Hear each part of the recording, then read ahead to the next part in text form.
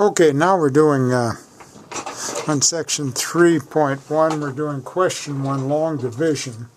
And we've got to divide x minus 3 into 4x squared plus 3x minus 1. So, as we did in long division when we were kids, we say, well, what, and by the way, we key off the leading terms. So what times x is 4x squared? So 4x. So we multiply 4x times x and get 4x squared, and then we multiply 4x times negative 3 and get negative 12x. Then, as you recall, we subtract. We change every sign. We subtract. So I'll change every sign and then add things up, and these add out by design, and we get 15x. Now we bring the negative 1 down, and we ask ourselves what times x is 15x. So 15 is, so we'll multiply each term by 15. We get 15x, and 15 times 3 minus 3 is minus 45. Then again we subtract. That means we change every sign and add things up, and I get 44. So this becomes 40 plus 44 over x minus 3. And there's our quotient. So P of x equals x minus 3 times 4x plus 15, and plus the remainder is 44. And we're done. Now we'll do one more long division problem, and we'll divide x cubed minus 5 by x minus 2. So then we have an x minus 2 into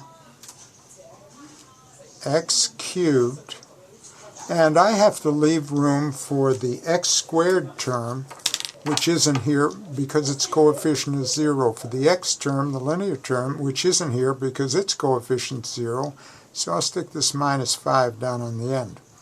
And so what times x is x cubed? Well, x squared. So I'll multiply x times x squared, and I get x cubed. And x squared times minus 2 is minus 2x squared. And then we subtract, so we change every sign. Now when we add things up, we get 2x squared, and we bring down the linear term, but there is none. So we remain with 2x squared here. Then we ask ourselves, well, what times x is 2x squared? Well, that's plus 2x. And now, when we multiply 2x times x, we get 2x squared, and multiply negative 2 times 2x, we get minus 4x. And now we subtract, so we change every sign.